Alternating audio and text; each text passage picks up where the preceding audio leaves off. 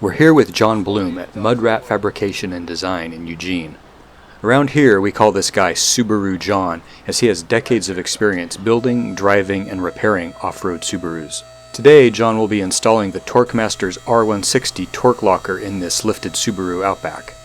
I'm here to film the Torq Locker installation process, and it's purely coincidence that the customer who came down here from Portland today is actually someone I know.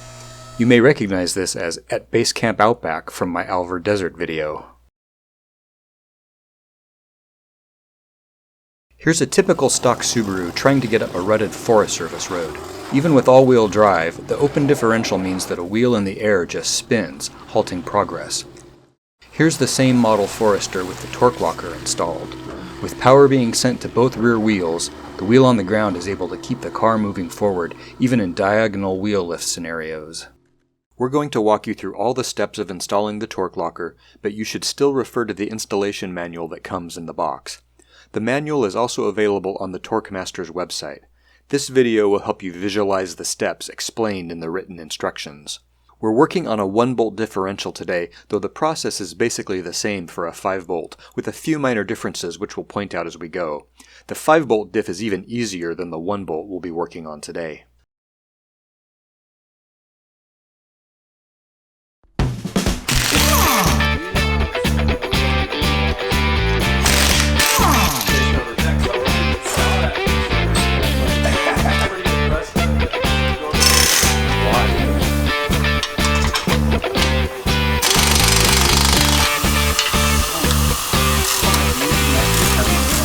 Skid plate has to come off if you have a skid plate.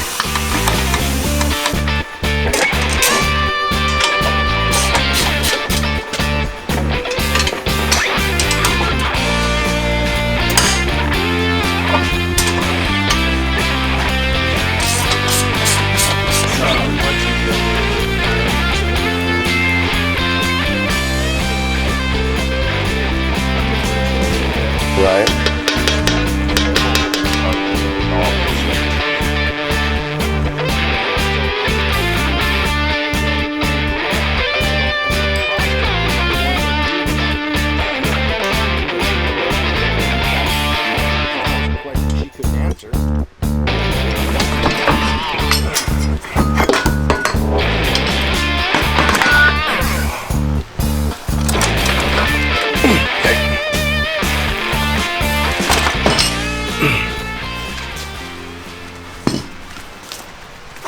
So, rear differential has come out of the vehicle.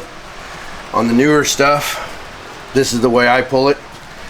You've got an eccentric / camber adjustment here.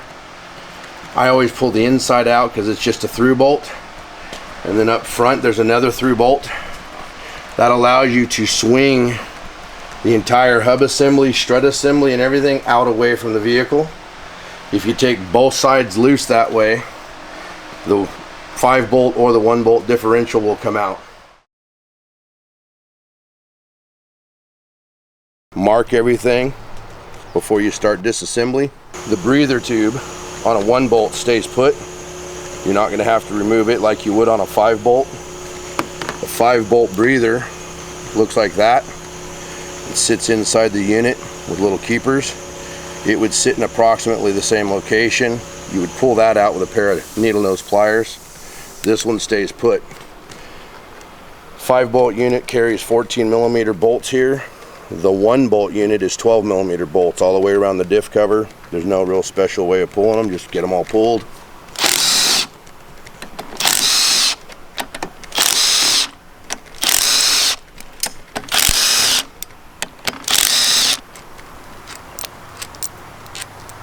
Put them somewhere safe.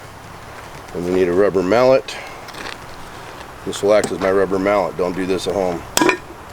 Comes off that easy. There's a steel gasket here. If you're gentle, it can be reused. It comes off, only goes one way. Once the cover is open, before you do anything else, for your own safety and mindset, listen to the ring and pinion lash.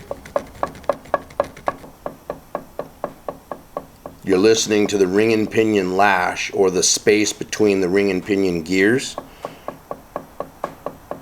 and you want to make sure you know that sound and feel before you do anything else, because when you bolt everything back together, you want it to be in that same place.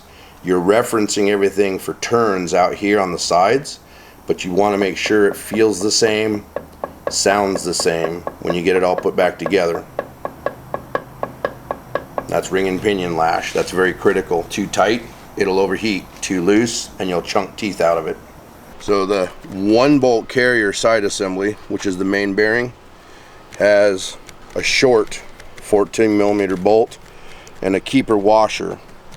That washer locks into place. These are supposed to come off by hand. There shouldn't be a tool required, or if a tool is required, it's a hand tool. A lot of these 1-bolts are very ugly, so John made a tool. If you need the tool, I can build the tool. I've made sure they're loose. Righty tighty, lefty loosey.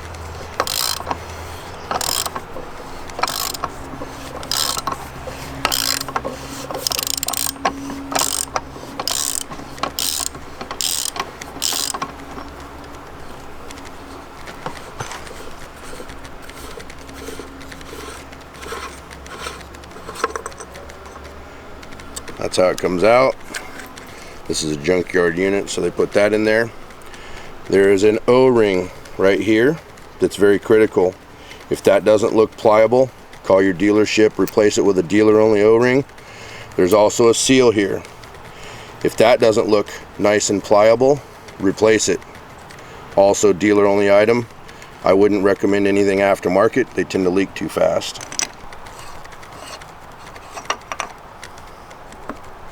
So to get this unit out, put this unit so that the flat space, open space is up. It'll rotate up out of the case, much easier that way.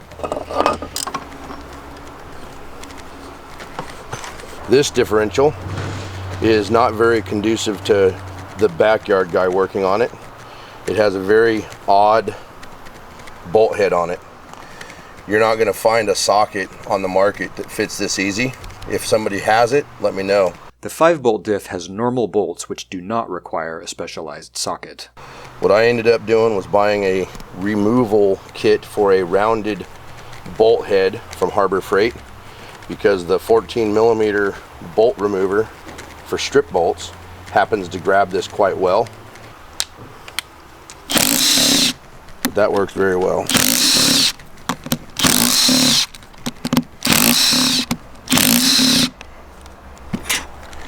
Instructions tell you to mark the ring and pinion before you pull it off of the carrier assembly. So find yourself a clean spot, or make yourself a clean spot. This is for reference for when you put it back together. What I usually do is just mark it so you know, and then gently, like that, love tap it. Use the soft end, not the hard end. Put that safely out of the way. Now what you're looking for is there's a hole in the carrier. You're going to take a, I think it's a 3/32 pin, something hard, goes down in the hole. So basically you got to love tap it out.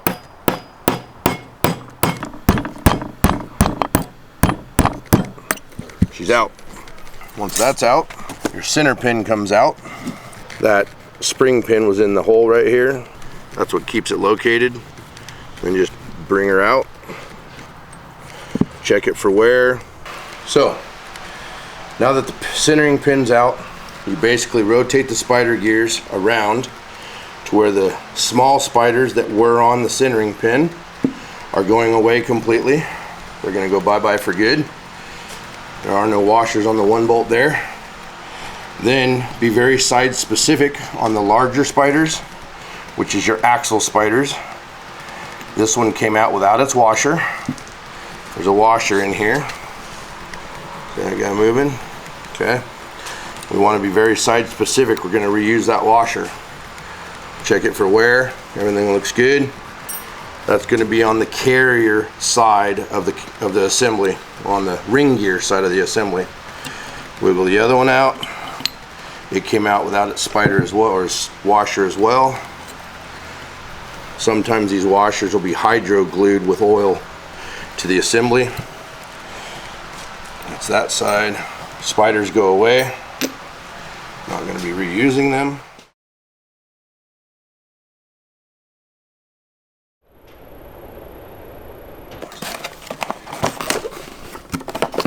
Alright, so here is your 1-bolt unit coming out of the box. That's the center gears. They will mesh into each other like that. We'll paint them as well. Your springs, those will go into the middle of here, and I'll show you how those go in. And then your axle spiders. There's a snap ring on the 5-bolt that'll be right here. The single bolt, the snap ring stays with the axle in the vehicle. These are unisex, they don't matter which side they go on, but once you put the washer on, make sure that it stays side specific. Okay, it doesn't take a lot of grease, but basically you want to lube up that surface just a little bit to allow for that washer to stay put and this to stay put as you assemble everything. Nice and squeegeed on there. Same with this side. Note that adding too much assembly grease can throw off the center gap measurement. Really, only the smallest amount of grease is necessary for assembly. Okay. So, very side specific. This was the ring gear side. Drop it in, rotate it around, make sure she's flowing happy. Bring this one in, rotate it around, make sure it's happy. Then what I try to do is set this up so that it's an easy install for you for the next process. What I try to do is your little springs are going to go into that flat spot. I don't know if you can get it on camera, but there's a very flat place right here. When you install these, they have to go in one at a time, but the flat has to correlate with the edges of the carrier. It will not go in otherwise. The flat here correlates with the flat there. That's the only way it'll drop into that slot, and it's very, very specific. So, to make your life easier, we reference the 2 halves, just like that. It doesn't matter where you reference it, but I try to reference it somewhere close to that flat, so we can actually go right here next to the flat as well. That's so that you can drop the 2 halves in and not cuss.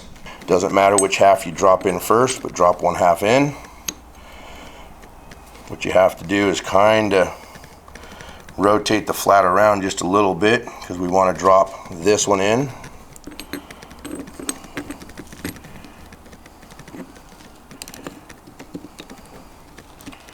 It's a very tedious process. Come on, baby, you're almost there. Not quite.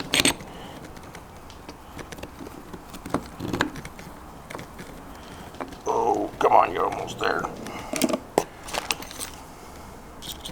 Like I said, it's a very money process. Come on, drop. There we go. Home, butter. Now, at this point, if you notice, the centering pin hole is out here in the open. You have to rotate it 90 degrees, one direction or the other, it doesn't matter, so that the spring is now centered up top. In the instructions, we're going to change it a little bit. It says right now to go ahead and put the spring in, but most people are going to fight with that. What I do is get the centering pin, make sure you have it referenced for its pinhole, which is right here. So you want to make sure that centering pin goes in proper so that that hole lines out with that hole, which allows you to put the stopper pinhole in. So what we're going to try and do, it's kind of hard to see, is reference that. She'll go home, she'll go through, butter. Then we're going to make sure it's home by referencing with our keeper pin. And that didn't go happy. So we're going to push it through a little bit. That was just off a tiny bit. That's why you reference everything. That should fall all the way through. Now we know everything's happy. Now you have an extra set of hands helping you. Now it's time to put the springs in. So I use a pair of 45-degree needle nose pliers, something fairly small tipped, because I'm not sure if they did it intentionally or not, but it just so happens that this tip will reference right into the corner of that hole as you install the spring. So I usually put the spring in here. So we put the spring in,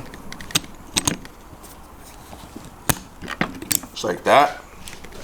Then make sure she nests all the way home. This side wasn't quite nested, so we just give it a little click. Now she's nested. Now you rotate it over 180 and do the other side. Try and keep the spring right out on the tip of the pliers.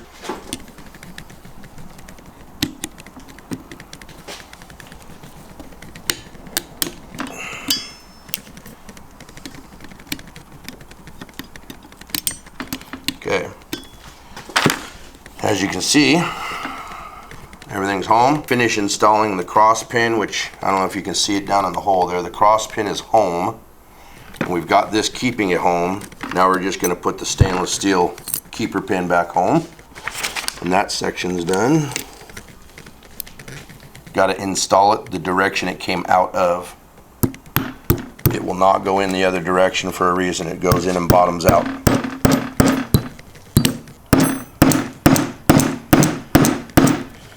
You can send it most of the way home with hammer and then finish it with the tool.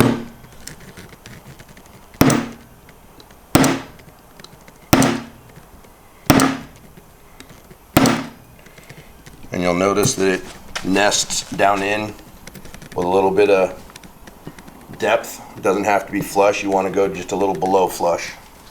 The last thing you want to check is with your calipers, micrometers, however you want to check it. You want to check it for the spacing, which is anywhere from 145 or 0.145 to 0.175 thousandths of an inch. That equates to just under between 1/8 and 3/16. Now, if your carrier was left alone, there's a mark there. There's a mark there. We're going to try to install it mark to mark. Get it basically where it belongs. I usually rotate it over this way, and then again we're going to love tap it back home with the hammer, preferably the soft end. Just kind of rotate it around until she goes home.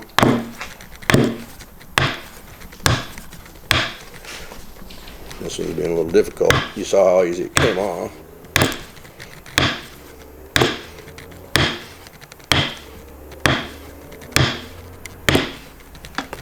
Yeah, she's almost home.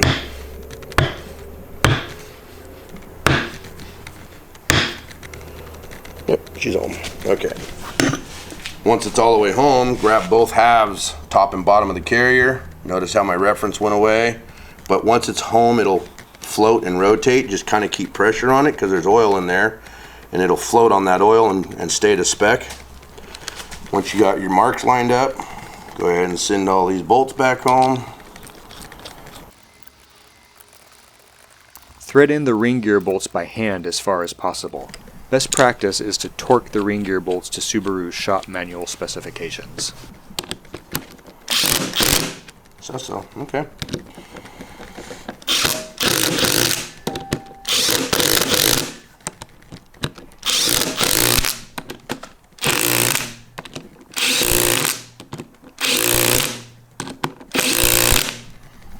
I know my tool. I know its torque values at different settings. I know we're at torque value there. If you're a first timer, make sure you put a torque wrench on it and torque it to spec. So now we're just basically reverse ordering everything that we've done thus far. Again, look at the pretty little locker going home. Just try and gently plop her back down in the hole. You have an aluminum nut in a cast iron case that creates odd rust oxidation issues all by itself. So what I like to do is give the case some never sees on the threads. I'll show you both sides here in a second. Doesn't have to be stupid heavy, just something. Give it a reach around once around, like that. That will keep that nut from locking itself to the case. Don't have to wipe it down heavy, but I wipe it down gentle. Get some of the sludge off there that was there from the factory. And then just give it a little bit of grease. That way it installs happy.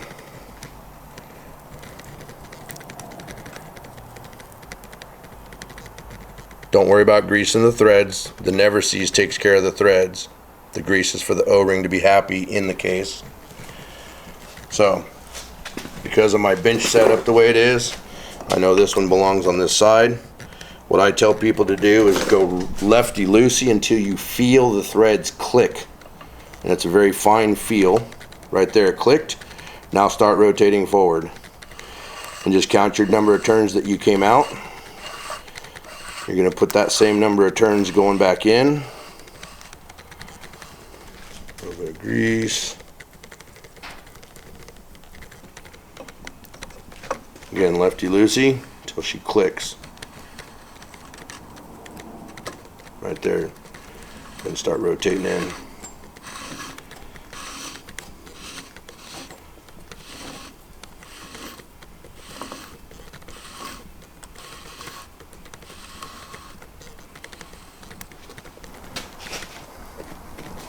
You'll notice I went in by hand as far as I could. I'm going to finish it with the socket.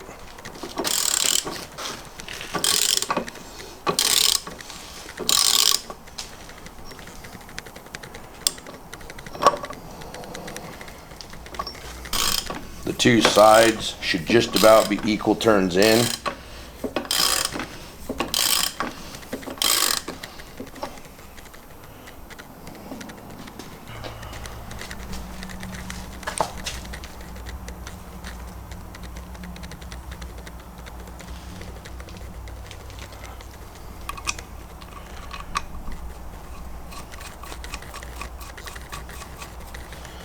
The reason we reference it 180, that side and that side, you can see that side is ever so slightly off. If we bring this backwards to where it belongs, that washer will line up lickety split. That was close, but just slightly off. Now the washer should line up happy, and the bolt goes on happy.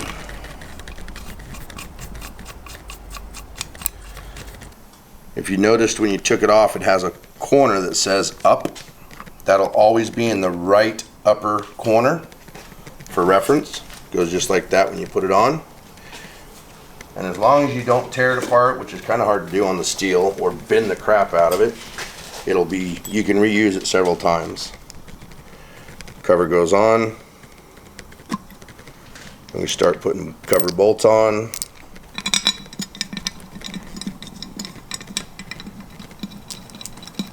I usually try and start two opposites of each other somewhere. That kind of lines out the gasket properly. And then you just work your way around it. Again, no specific way of doing it. It's not like a head gasket. Just I usually start at the bottom and go to the top when I start reefing tight.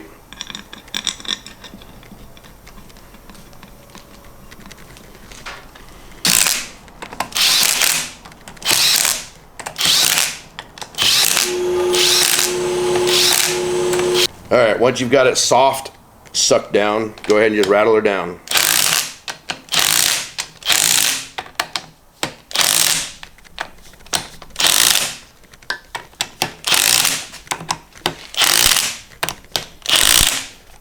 That completes the install in the carrier of the locker unit. Now it's ready to go back up into the car.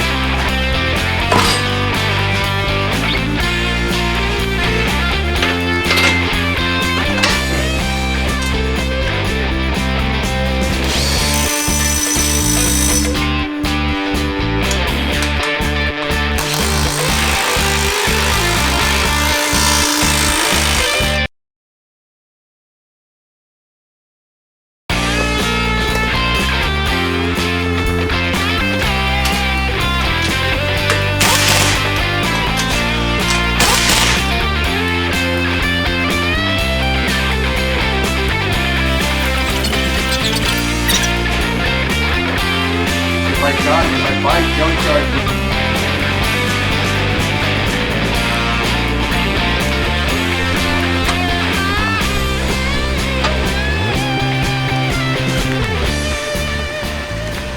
Alright, Corey's Outback is done and ready for a quick test drive.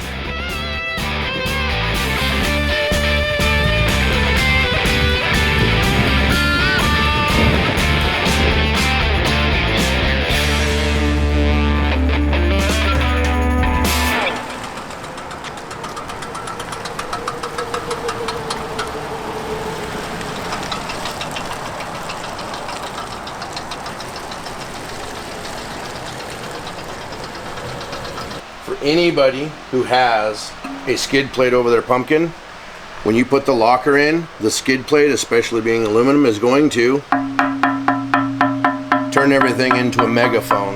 So just be aware that it's going to be noisier with a skid than it is without. The clicking of the ratcheting gears only occurs in tight turns, and while it is audible, from what I've seen of these things in action, I do think it's worth it for the significant improvement conquering trails.